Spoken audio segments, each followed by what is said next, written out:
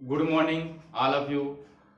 मैंने previous video में ratio and proportion के कुछ क्वेश्चन करवाए हैं, अच्छे अच्छे क्वेश्चन करवाए हैं, उसको जाके देखिएगा। आज मैं आपके लिए कुछ और तरीके के क्वेश्चन लाया हूँ, बढ़िया बढ़िया आते हैं, उनको देखते हैं कैसे लगते हैं। ये आज मैं जितने क्वेश्चन करवाऊंगा मोस्टली प्रीवियस ईयर में आए हुए हैं, ठीक है, तो उसको आप थोड़ा सा कंसंट्रेट करके देखिएगा। किसी परीक्षा में पास होने वाले की संख्या का फेल होने वालों की संख्या का अनुपात 25:4 है। यदि 5 और अधिक ने परीक्षा दी होती तो फेल होने वालों की संख्या 2 कम होती। अगर 5 और आ जाते स्टूडेंट तो फेल होने वाले 2 कम हो जाते हैं, जितने पहले फेल हो रहे थे उससे 2 कम। तो यह अनुपात 22:3 होता तो परीक्षा में बैठने वालों की संख्या। आइए देखते हैं कैसे करना है। तो आपको कह रहा है परीक्षा में बैठने वालों की संख्या, मतलब टोटल संख्या पूछा है, और रेशियो किसमें दिया, पास और फेल। ठीक, इसमें भी पास फेल, इसमें भी पास फेल। तो आप करेंगे क्या, यहाँ पास फेल नहीं लिखेंगे, यहाँ लिख देंगे टोटल स्टूडेंट और यहाँ पे फेल का रेशियो लिख लीजिए। ठीक है, तो आप बताइए अगर पास इतने हुए, फेल इतने हुए, तो टोटल कितने स्टूडेंट हैं 29 और फेल कितने हैं 4। यहां तक बात क्लियर है। पास 25 हुए, फेल 4 हुए, तो टोटल स्टूडेंट कितने हुए, 29 हुए, 29 और फेल का ऐसे लिख लिया, कोई दिक्कत। इसी तरह दूसरे वाले में भी लिख लेंगे हम 22:3 है, पास फेल तो टोटल कितने हो जाएंगे 22 और 3 25 और फेल कितने होंगे 3 ही, कोई फर्क तो पड़ेगा नहीं। ठीक, अब ये इतने थे, ये 25 3 कब हुआ, जब 5 और अधिक आ गए, इसीलिए मैंने यहाँ पे टोटल लिया है, क्योंकि आएंगे तो टोटल जितने स्टूडेंट है उसमें तो बढ़ोतरी होगी, या जाएंगे तो टोटल में तो घटोतरी होगी। ये तो जान नहीं पाएंगे हम कितने फेल हुए कितने पास हुए, 5 जो आए हैं। ठीक, तो इसलिए मैंने टोटल ले लिया, समझ में आ रहा है। तो 5 और आ गए, तो ठीक है 5 आ गए तो यहाँ पे +5 कर दीजिए, क्लियर। यहां मैंने +5 कर दिया। इसके बाद तथा फेल होने वालों की संख्या 2 कम होती, तो यहाँ पे 2 कम हो गई। यहां तक बात क्लियर। ये पास होने वालों की संख्या 5 बढ़ गई और फेल होने वाले की 2 घट गई, तो माइनस में ले लिया। पुराना मेथड पूछ रहा है आपसे, परीक्षा में बैठने वालों की संख्या मतलब 29 की वैल्यू पूछा है, तो क्रॉस मल्टीप्लाई वही पुराना मेथड। आइए 29 गुणे 3, पहले 25 को 100 कर लेते हैं, माइनस 29 गुणे 3।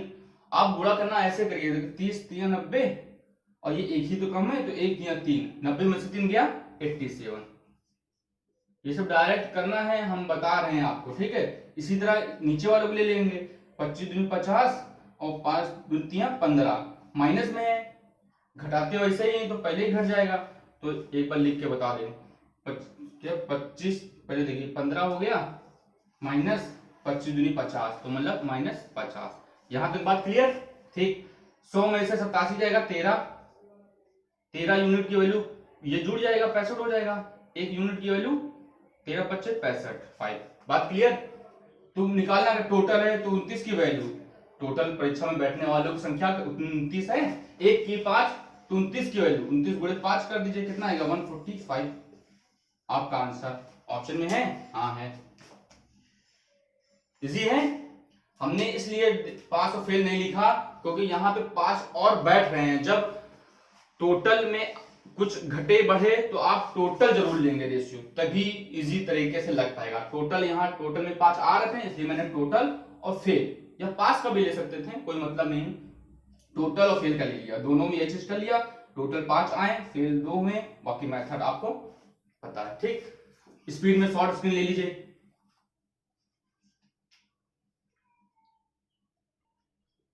नेक्स्ट क्वेश्चन आपके सामने है, 180 रुपए को 66 पुरुष और महिलाओं में बांटा गया, सभी पुरुषों को मिलने वाली कुल राशि तथा महिलाओं को मिलने वाली कुल राशि का अनुपात 5:4 है, क्लियर। तथा एक पुरुष तथा एक महिला को मिलने वाली राशि का अनुपात 3:2 है, तो पुरुषों की संख्या बताइए, क्लियर। आइए देखते हैं, एक बार ट्राई जरूर करा करिए आप लोग अपने मन से, ठीक, इससे आपको ज्यादा बेटर, आपको जो कमी आपके अंदर है वो आपको जो क्वेश्चन के माध्यम से मैं बताऊंगा वो दूर होगी आपकी, ठीक है। और अगर आ जाता है आंसर अच्छे मेथड से तो बेस्ट है ही। तो 180 को बांटना है कितने में, 66 पुरुषों में, ठीक। और सभी पुरुषों का मिलने वाली राशि और कुल राशि का अनुपात कितना है, ठीक। तो आप बताइए, अगर 5 बिस्किट, थोड़ा ध्यान समझिएगा, 5 बिस्किट हम 25 रुपए में लाते हैं, ठीक। और एक बिस्किट की कीमत 5 नहीं लिखा, मतलब कुछ बिस्कुट हैं, ठीक, उनकी कीमत 25 रुपए और एक बिस्किट की कीमत मान लो 5 रुपए अगर है, तो यहां से हम ये निकाल लेंगे कितने बिस्कुट मिलेंगे। कुछ बिस्कुट 25 रुपए के लाए, ठीक, और एक बिस्कुट की कीमत 5 रुपए है, तो अगर इसको डिवाइड कर देंगे आप तो 5 25 25, इसका मतलब क्या निकलेगा, कितने बिस्कुट आपके पास हैं, 5 बिस्कुट। टोटल मूल्य में से एक बिस्किट के मूल्य को अगर डिवाइड करेंगे तो यहाँ पे नंबर ऑफ बिस्किट आएंगे, जानते हैं आप। वही मेथड आपको अप्लाई करना है, बस बहुत इजी क्वेश्चन है, आया हुआ है ये भी। तो देखेंगे यहाँ पे पुरुष और महिलाओं को मिलने वाली राशि, ठीक है, तो यहाँ पे लिखे नंबर ऑफ पुरुष मतलब मैन और नंबर ऑफ वुमेन, ठीक। इसमें कैसे निकालेंगे आप, टोटल को मिलने वाली राशि कितना है, 5:4 है, एक पुरुष और एक महिला को मिलने वाली राशि 3:2 है, तो यहाँ से डिवाइड करेंगे, यहाँ पे 2 से रेशियो ही तो है, डिवाइड कर सकते हैं हम। तो ये क्या आ गया, इतने पुरुष हैं इतने महिलाएं, ठीक। अब इसको रेशियो हटाना है हमको, तो क्या करेंगे, 2 से इधर मल्टीप्लाई करेंगे 10, 3 को इससे करेंगे 12, ये आ गया पुरुष और महिलाएं का रेशियो, इतने पुरुष है इतने महिलाएं। आपसे क्या पूछा, पुरुषों की संख्या पूछा है, और कितना है 66, टोटल 66 है पुरुष और महिलाएं, हमको 180 का कोई काम ही नहीं है। तो पुरुष की संख्या पूछा है ना, तो 10 और 12 ये पुरुष ये महिलाएं, टोटल कितने आपके पास हैं 22, 10 और 12 22 व्यक्ति आपके पास हैं। क्वेश्चन में कितना दिया है 66, 22 यूनिट की वैल्यू 66, एक यूनिट की वैल्यू 3। पूछा क्या है हमसे, पुरुषों की संख्या, तो पुरुषों की संख्या कितनी 10, तो 3 दहमा 30, ये आपका आंसर। क्लियर, पुरुष महिलाएं था, हमने टोटल राशि में से एक व्यक्ति की राशि डिवाइड कर दिया, तो ये नंबर ऑफ पर्सन की वैल्यू निकल गया, पुरुष और महिला की, ठीक। टोटल 66 लोग हैं, तो टोटल मैंने 22 यूनिट आया, इधर 66 है, एक की वैल्यू 3, पुरुष पूछा था तो 10 गुणे 3, ठीक। स्क्रीनशॉट ले लीजिए फटाफट। नेक्स्ट क्वेश्चन आपके सामने ये है, बहुत ही प्यारा क्वेश्चन है, इसको देखिएगा, फिर से लगाइएगा अपने आप से। एक दिल के टूटने पर उसकी भावनाओं का अनुपात 1:2:3:4 है, ठीक। दिल टूटता है तो भावनाएं बिखरती कि नहीं बिखरती है, ठीक। यदि दिल की कीमत भावनाओं के वर्ग के अनुक्रमानुपाती है, ठीक, जितनी भावनाएं हैं उसके स्क्वायर के बराबर है किसकी, दिल की कीमत। दिल टूटने पर 700 रुपए का नुकसान हुआ, तो दिल टूटता है तो नुकसान तो होता ही, आप जानते हैं। तो दिल की मूल कीमत क्या थी, मूल कीमत बतानी है। वैसे 4 ऑप्शन भी दिए हम, वैसे दिल की मूल कीमत तो हो ही नहीं सकती, क्योंकि दिल की कोई कीमत होती नहीं। आते हैं फिलहाल क्वेश्चन पर ध्यान दीजिए, कंसंट्रेट, भावनाओं पे मत जाइए। तो आप देखें ये भावनाओं का अनुपात है आपका, भावनाओं का अनुपात कितना दिया है 1:2:3:4, 1 2 3, ये भावनाओं का अनुपात है, ठीक। अब यहां से देखना मूल कीमत, अगर भावनाओं का अनुपात है, यहाँ पे भावनाओं के वर्ग के अनुपात क्या है, दिल की कीमत, इसको फोकस करिए। तो यहाँ पे पहले मूल दिल की कीमत देखेंगे,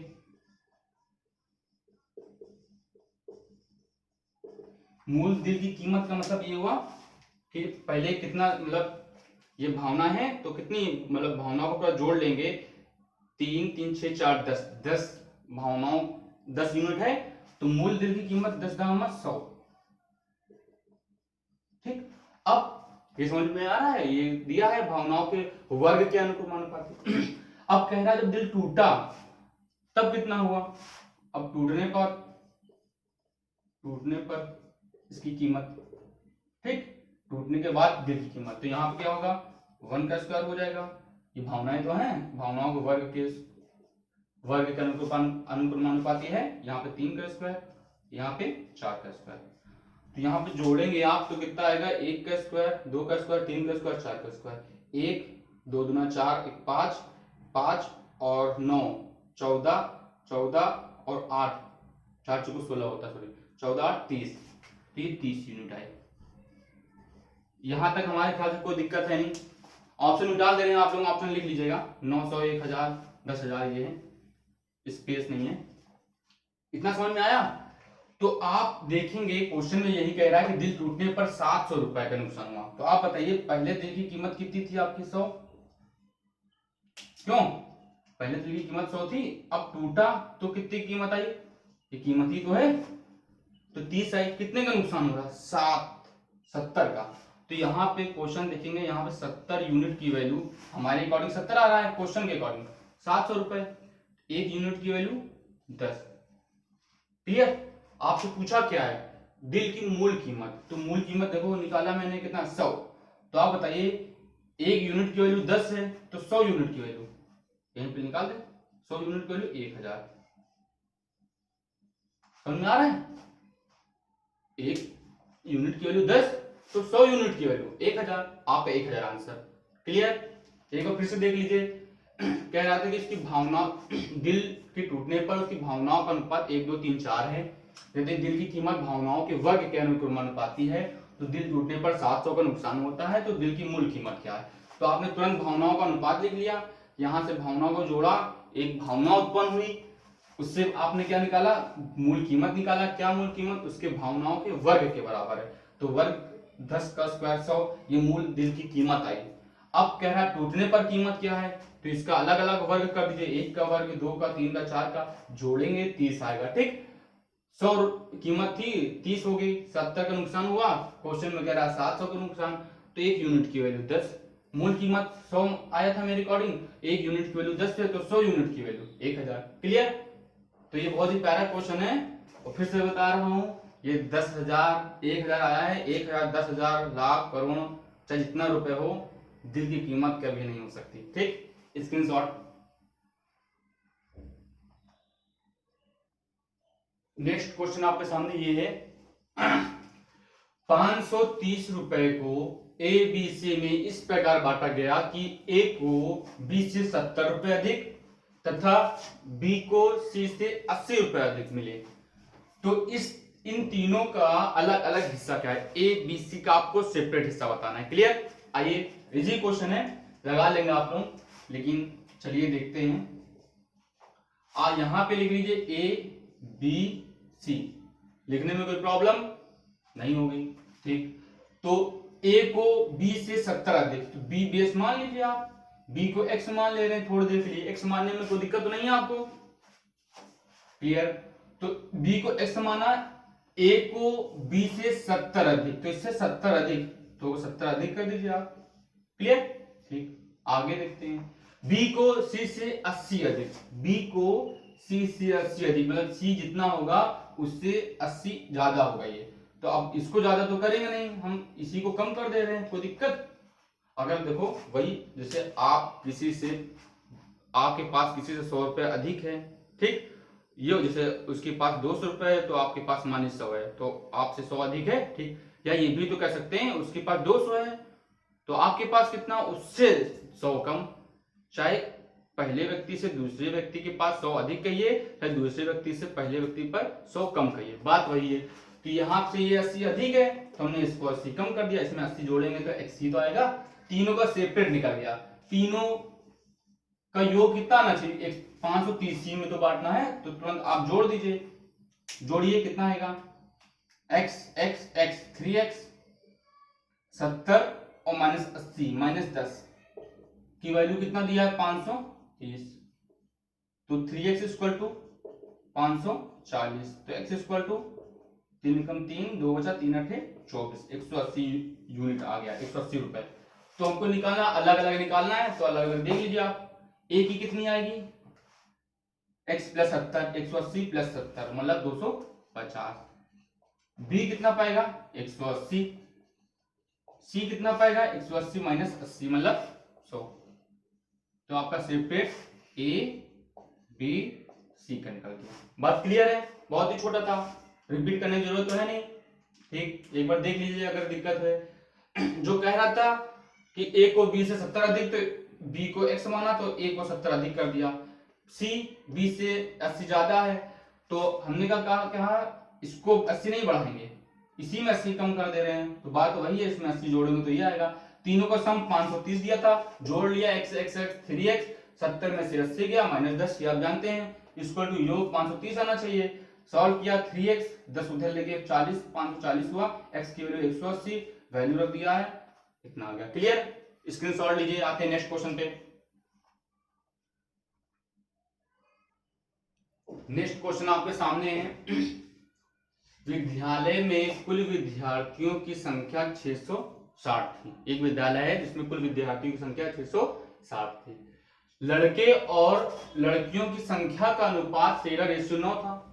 ठीक, कुछ दिन बाद 30 लड़कियों ने और विद्यालय में प्रवेश लिया, 30 लड़कियां और आ गई, और लड़के और लड़कियों की संख्या का अनुपात 6:5 हो गया। जब और आएंगे तो अनुपात चेंज होगा। तो कितने लड़के ने विद्यालय छोड़ा? तो मतलब जब आए थे तो कुछ विद्यालय छोड़े भी थे, कौन? लड़कों ने, तो वो निकालना है आपको। आइए देखते हैं, एक बार ट्राई करिएगा अपने आप से भी आप। तो विद्यालय में यहाँ पे लिख लीजिए बॉय, बॉय में जानते हैं लड़का होता है, गर्ल्स। ठीक, तो अनुपात कितना है 13:9, पहले 13 था और इनका गर्ल्स का 9 था, यहां तक कोई प्रॉब्लम? ठीक, अब कितना होता है 6:5 होता है कब? जब कितने 30 लड़कियां और आई। ठीक, तो उसके बाद निकालना है, और तो कितने विद्यार्थियों ने छोड़ा ये निकालना है। तो आप देखिए नॉर्मल तरीके से इसको मैं बता रहा हूं। तो 13, पहले कितने विद्यार्थी थे 13 और 22, और क्वेश्चन में कितना दिया है 660 विद्यार्थी थे। तो यहीं से आप पहले निकाल लीजिए, 22 यूनिट की वैल्यू कितना दिया है 660, तो 1 यूनिट की वैल्यू 30। यहां तक बात समझ में आई? अब यहाँ पे देखिए क्वेश्चन, यहां से मैं स्टार्ट कर रहा हूँ, ये खाली तो क्वेश्चन लिखा था लिख दिया। तो कितने बॉय हैं? तो एक टोटल 22 यूनिट, 660, 1 यूनिट की वैल्यू 30, तो 13 यूनिट की वैल्यू 13 3 39, 390 थे आपके पास बॉय। क्लियर? तो गर्ल्स कितनी होंगी? 1 यूनिट की वैल्यू 30, तो इसकी वैल्यू, इसको ऐसे ही लिख लीजिए, बॉय और गर्ल्स नीचे करके लिख लीजिए और अच्छा रहेगा। ये बॉय हैं, ये गर्ल्स। ठीक, तो 390 थे कौन? बॉय। गर्ल्स कितनी हैं? 9 3 27, मतलब 270। ठीक, अब आगे कह रहा है कि 30 लड़कियों ने प्रवेश लिया, मतलब ध्यान दीजिएगा यहाँ पे 30 लड़कियां आ गई और कुछ लड़कों ने विद्यालय छोड़ दिया, जिससे अनुपात 6:5 हो गया, 6:5। यहाँ पे किसी को कोई आपदा तो नहीं है, मतलब कोई दिक्कत तो नहीं है। ठीक, हमको ये x की निकालना है, कितने बॉयज ने छोड़ा। तो आप देखिए सीधे सीधे 270 और 30 कितना होता है 300, ये 5 यूनिट की वैल्यू 300 है, इसका मतलब आपने सीधे सीधे 5 यूनिट की वैल्यू 300, तो 1 यूनिट की वैल्यू 5 छक्का 30, क्यों 60।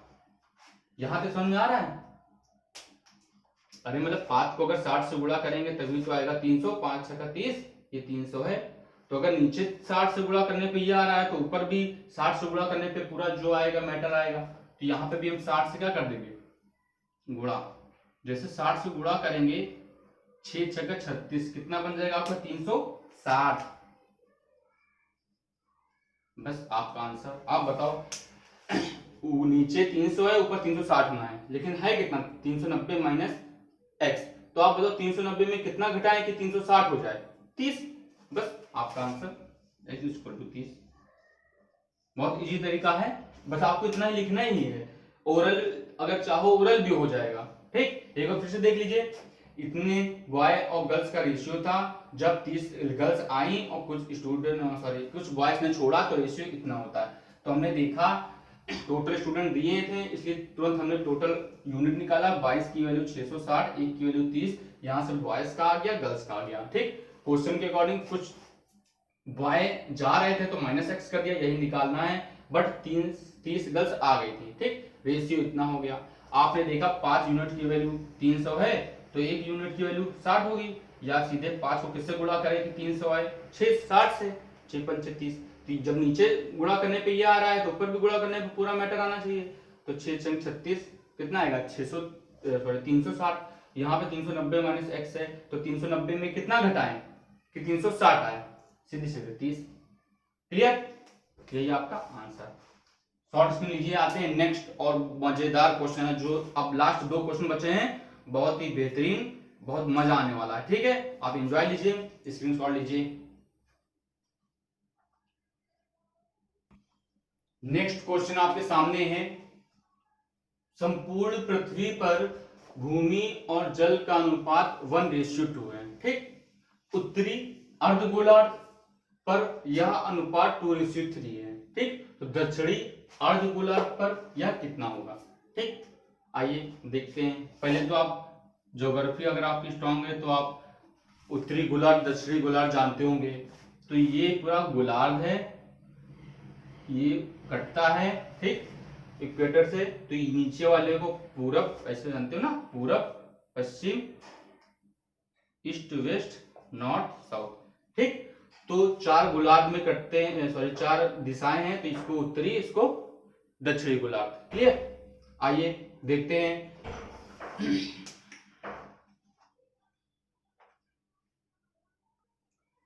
तो इधर वाले को दक्षिणी गोलार्ध, इसको उत्तरी गोलार्ध, ठीक है, तो आइए देखते हैं, संपूर्ण पृथ्वी पर यह अनुपात 1:2 है, ठीक, ये पृथ्वी है,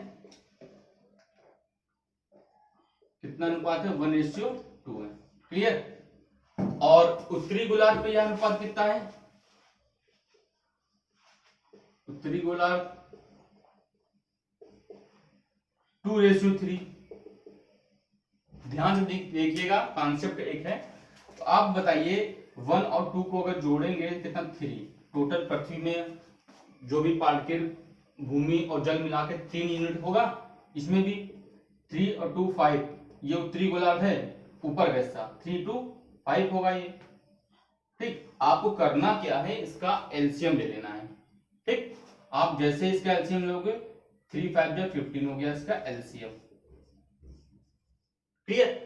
इससे क्या होगा, आपको यूनिट बराबर करना है कि हाँ कट जाए, जो आपको उत्तरी गोलार्ध दक्षिणी गोलार्ध है, तुरंत ऐसी यूनिट जो पूरी पूरी कट जाए, उत्तरी गोलार्ध में भी इससे कट जाए और पूरे होल में भी इससे कट जाए, इसीलिए मैंने एलसीएम लिया, 15 आया। अब 15 को क्या करना है, 15 यूनिट को आप उत्तरी गोलार्ध में भी मान लीजिए और 15 यूनिट दक्षिणी गोलार्ध में भी मान लीजिए, ठीक, कि 15 इधर है क्योंकि इक्वेटर है, आधा आधा कटता है, तो जितना इधर होगा उतना इधर होगा, क्लियर, ठीक।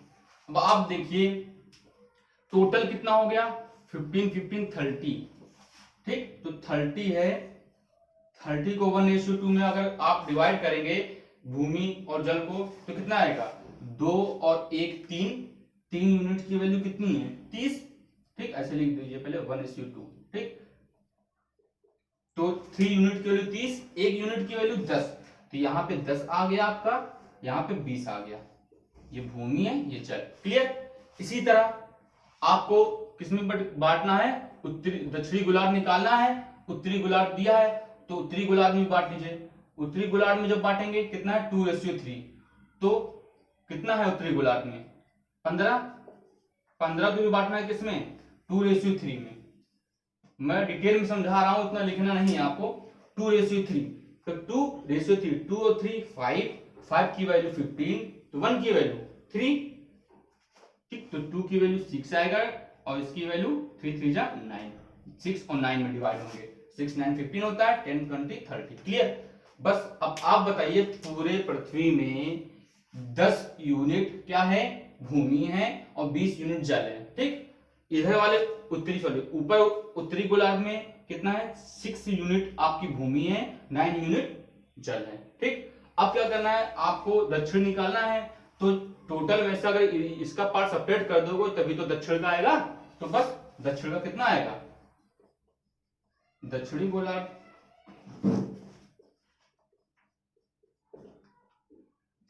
सेपरेट कर दीजिए, 10 में से 6 गया 4, डायरेक्ट 4 लिख रहे हैं, आप तो इतना कर लोगे ना। 10 में से 6 गया 4, यहाँ पे 20 में से भूमि भूमि सेपरेट करेंगे और जल जल, 20 में से 9 गया 11। यही आपका भूमि और जल का अनुपात हो गया, कहाँ का, दक्षिणी गोलार्ध। क्लियर। चलिए एक और मैं बता देता हूं इसी तरह, और आपका क्लियर हो जाएगा। सेम क्वेश्चन मैंने फिर से ले लिया है, ठीक, कि आपका और क्लियर हो जाए। आते हैं फिर से वही चीज, ये गोलार्ध है, ये आपका उत्तरी है, दक्षिणी है, ठीक। टोटल पृथ्वी का कितना अनुपात 1:2 है, और उत्तरी गोलार्ध का कितना है,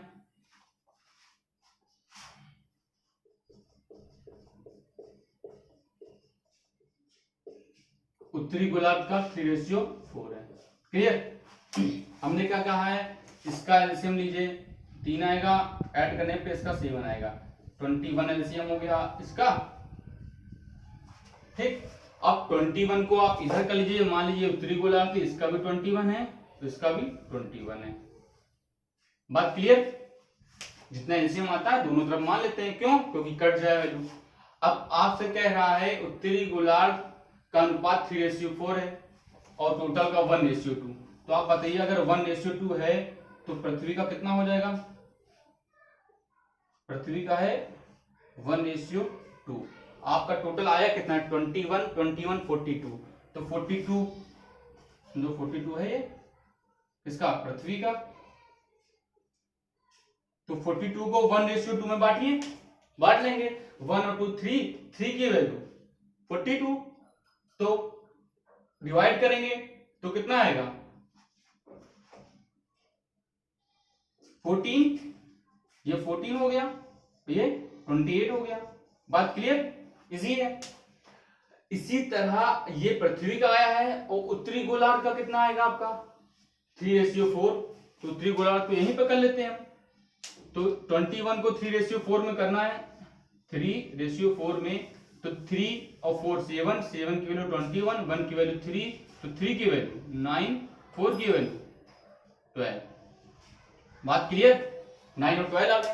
तो आप बताइए आपको उत्तरी गोलार्ध का चाहिए, टोटल कितना है, यहाँ पे 14 28, यहाँ पे 9 27, तो उत्तरी गोलार्ध में कितना आ जाएगा आपका भैया 14 में से 9 जाएगा, 14 में से 9 जाएगा 5, ठीक। 28 में से 12 जाएगा, कितना आएगा 16, तो ये किसका आ गया आपका 5:16, भूमि और जल का। क्लियर है, समझ में आ गया होगा।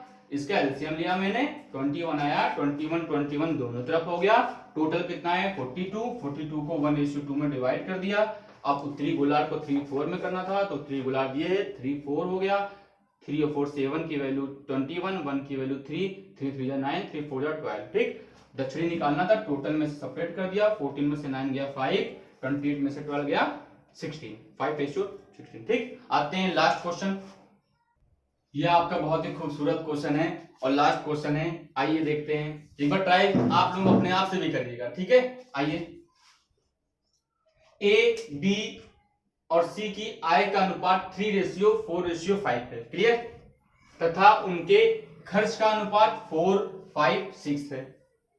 यदि ए की आय का 1/4 बचाता है, ए अपनी आय का 1/4 बचाता है, 1/4 बचाता है, तो इनकी बचत का अनुपात क्या होगा, सबकी बचत का अनुपात। कुछ नहीं करना है आपको, बहुत ही इजी क्वेश्चन है। आपको पहले आय लिख लेना है, इधर क्या अर्थ है 3:4:5। इसके बाद यहां क्या दिया है आपको, खर्च दिया है, खर्च लिख लेना है 4:5:6, इतना लिखने में कोई दिक्कत नहीं है, ठीक। अब आपको करना क्या है, इसको पहले लास्ट में जो दिया है ए से रिलेटेड है, तो पूरा फोकस आपको ए ही करना है, ए पे, ठीक। 1/4 बचाता है, 1/4 बचाता है। आय क्या होती है, एक जैसे किसी का भाग, एक भाग का 1/4 है, तो ये बचाता है, इसका मतलब ये आपकी आय है और ये बचत है, ठीक। लिखने वाले भी लोग बचत। अब खर्च कितना करता है, अगर 1/4 बचाता है तो खर्च 3/4 करेगा, तो ये तो आपकी क्या होगी, आय होगी, और ये खर्च। समझ में आ रहा है, ठीक। अब आपको देखिए आय 4 दिया है, खर्च 3 दिया है। अब आय को आपको 4 और खर्च को 3 बनाना है, ठीक। लेकिन इससे पहले क्लियर किसकी, ए की, ये सब बात जो कर रहे हैं ए का 1/4 है ना, तो ए का समझिए, ठीक। खर्च 3 आय 4। इससे पहले जो ए है, ए में थोड़ा फोकस करिए आप। ए के बारे में कहें तो पहले ए को हम बराबर कर लेंगे यूनिट। यहाँ पे 3 दिया, यहाँ पे 4 दिया है। आपको इसको किससे मल्टीप्लाई करना है, इसको करना है 4 से कर दीजिए और इसको 3 से। बात क्लियर है, क्योंकि आपको बराबर अगर करना है तो यहाँ पे 3 चौको 12, 4 3 12, मतलब आप अपोजिट से मल्टीप्लाई कर दिए। ये आपने बराबर कर लिया रेशियो, ठीक। अब आपको आय और खर्च भी बराबर करना है। कैसे करेंगे, यहाँ पे 3 यूनिट है, यहाँ पे 4 यूनिट। आय को 4 करना है और खर्च को 3 करना है। क्लियर, तो हमने रेशियो आपका बराबर कर लिया है। इसको ब्रैकेट में भी कर लीजिए, ठीक। आपका यहां से रेशियो बराबर हो गया। अब पूरा एम ये है, इसको खर्च को 3 और आय को 4 करना है, ठीक। जब रेशियो बराबर कर लेंगे उसके बाद क्या करेंगे, फिर से देखिए, आय को 3 करना, खर्च को 3 करना था, इसको 3 से कर दीजिए। आय को 4, इसको 4, ठीक। अब देखिए ये बराबर हो गए आपस में। क्लियर, क्या ए बी सी लिखा नहीं है, ध्यान दीजिएगा। अब आप मल्टीप्लाई कर लीजिए बस, तो 4 चौको 16, 16 3 48, यहाँ पे लिख लीजिए चाहे ए बी सी, ठीक। 16 3 48, ये आपका 48 हो गया। 16 चौको 64 हो गया और 16 पंचे 80। ये क्या है, आपकी आय है, ठीक। इसी तरह खर्च कितना होगा, 3 का 9 चौको 36, 9 पचे 45, 9 6 का 54। क्लियर, अब आप बताइए आय में से अगर खर्च घटाएंगे तो क्या आएगा, बचत। बस, तो बचत कितना आ जाएगा आपका, बचत निकालेंगे, सेपरेट कर दीजिए। 48 में से 36 गया 12, रेशियो लगा दीजिएगा सब में। 64 में से 45 गया, यहाँ पे 9 बचेगा, 5 में से 4 गया 1। क्लियर, 80 में से 54 गया तो 20 6 26, 10 में से 4 गया 6, यहाँ 7, 7 में से 5 गया 2। तो ये क्या आ गया आपका, बचत। क्लियर, एक बार देख लीजिए फिर से। एबीसी का आय का अनुपात इतना था तो हमने लिख लिया, खर्च का अनुपात दिया था लिख लिया, बचत कह रहा था 1/4। बस फोकस इसी पे करना है, किसकी बचत, ए की। ए की बचत 1/4 है, खर्च कितना करेगा 3/4, 3 खर्च करेगा 4 आय। अब आपका पूरा फोकस है खर्च को 3 बनाना, आय को 4 बनाना। क्लियर, बस। तो जब खर्च को 3 4 बनाएंगे कैसे, जब दोनों की वैल्यू सेम होगी तभी तो, ठीक। तो ए की आप फोकस ए पे करेंगे, तो इसको किससे मल्टीप्लाई कर दें और इसको किससे मल्टीप्लाई कर दें कि आपस में बराबर हो जाए, तो अपोजिट से मल्टीप्लाई कर दीजिए। ऊपर वाले को 4 से कर दिया, नीचे वाले को 3 से कर दिया, ठीक। तो जब इससे आपने मल्टीप्लाई किया तो ये इतना क्या हो गया, रेशियो बराबर हो गया ए का। अब आपको खर्च 3 बनाना था, 4 बनाना था आय को, तो जब आय को 4 बनाना है तो 4 से मल्टीप्लाई किया, आय को 3 बनाना है तो 3 से। क्लियर, अब खर्च और आय बराबर हो गए ए का, ठीक। अब हमने मल्टीप्लाई कर लिया सबको, ठीक। ये खर्च आ गया, सॉरी ये आय, ये खर्च। बचत निकालना है, आय में से खर्च घटाएंगे बचत आएगा, सबको सेपरेट कर लिया, ये आपकी बचत। पूछा क्या था, अनुपाती सबका पूछा था तो ये आ गया, कुछ कटेगा तो है नहीं, आपका यही आंसर। क्लियर, अब देखिए आपका आज जितने भी मैंने क्वेश्चन बताए हैं सब अच्छे लेवल के थे, और जितने क्वेश्चन बताए हैं सारे प्रीवियस ईयर में आए हुए हैं, ठीक है। तो इसको कंसंट्रेट करके देखिएगा, अच्छे लेवल के हैं। एक बार अगर नहीं समझ में आ रहा है, वैसे मैंने समझाने का तो पूरा प्रयास किया है अपनी तरफ से, अगर कुछ डाउट है तो उसको कमेंट बॉक्स में बताइएगा भी, और इसको 2 बार नहीं होगा तो 3 बार देखिए, समझ में जरूर आएगा, क्योंकि मैंने बहुत ही अच्छी लैंग्वेज में बहुत इजी तरीके से समझाने का प्रयास किया आपको।